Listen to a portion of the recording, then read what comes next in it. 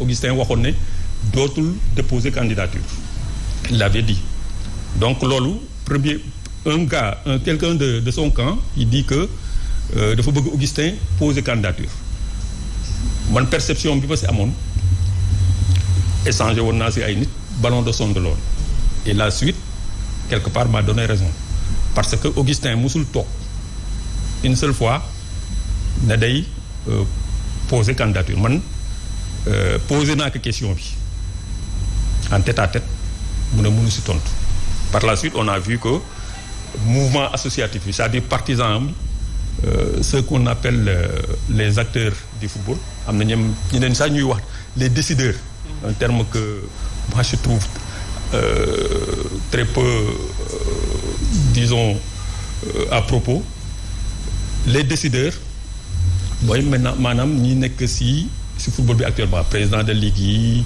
et cetera président de club yi ak yooyu ñoom ñooy les décideurs ils décident de kan mooy conduire football beeg yooyu mais football bi ça dépasse ce cadre-là c'est le football de tous les Sénégalais donc le Sénégalais lambda am na si point de vue et actuellement ce qu'on constate c'est que ceux qu'on appelle les décideurs qui se retrouvent dans les ligues dans les instances etc et qui sont actuellement en train de porter la candidature de Maître Senghor dañu xaw a nekk un peu en déphasage avec le sentiment général loolu moom il faut l'accepter c'est-à-dire que perception bi sénégalais yi am ci consensus bi ak ñoom peut-être souhait bi ñu ci am on les respecte il y a de très grands dirigeants dans le football ñoo xam ne ñu ngi ils sont en train de s'activer pour porter Maître Senghor mais loolu déphasage boobu moo am en réalité actuellement c'est-à-dire que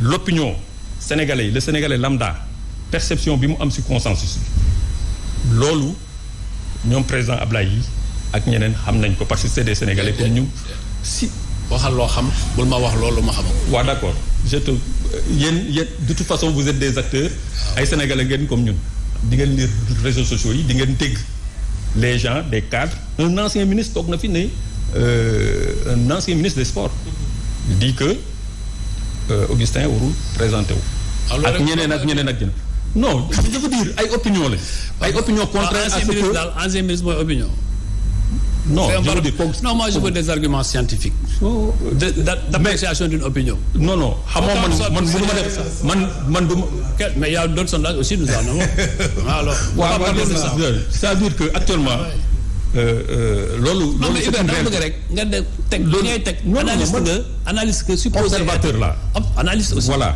léegi analyste aussi ma génne la qualité analyste au moins loo teg rek loo wax rek nga ne opinion tu dis sur quelle base scientifique nga ko teg ma yeggal c'est pas les réseaux sociaux là avaient dit que en 2019 tous les réseaux sociaux donnaient Macky Sall vaincu aux élections il a gagné au premier tour faut me raconter les réseaux sociaux donc yow accepté woon nga ne en 2019 tous les réseaux sociaux c'est ce qu'ils avaient dit que ne Macky c'est ce que je suivais mais ça n'a rien à voir la vérité ça n'a rien à voir avec la vérité donc c'est pas le reflet de l'opinion mais man nag c'est ce que l'opinion c'est autre chose c'est ce que je trouve sauf que les deux situations ne sont pas comparables fii Macky Sall c'était le peuple qui s'était exprimé alors que fii c'est des gens qui sont dans le football qui vont s'exprimer peut-être que si c'était le peuple qui devait s'exprimer samedi di nga gis beneen résultat. mais ça non c'est pas comparable. malheureusement moi j'ai pas cette capacité divinatoire. mais président de dire que lii ak lii mooy. non président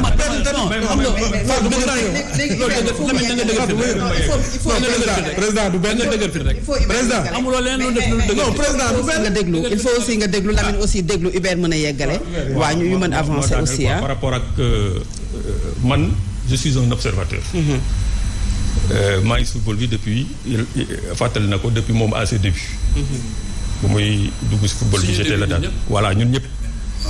maa ko amul lu bëri. léegi monsieur Ndeye déglu mais xam nga nag moom il faut ngay déglu tamit ñu def yéen a koy def yëfu nawetaan de fi mu toll nii yëfu nawetaan ngeen koy def ayca ñu de ayca. ay affaire donc man je suis un observateur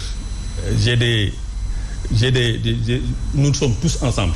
ñun ñoo bokk football bi on est tous ensemble on se connaît tous. c'est ça. donc ay esprit partisan amu si. mën na am nag. waaw mais ku nekk dafa am fu mu far. waaw d'accord.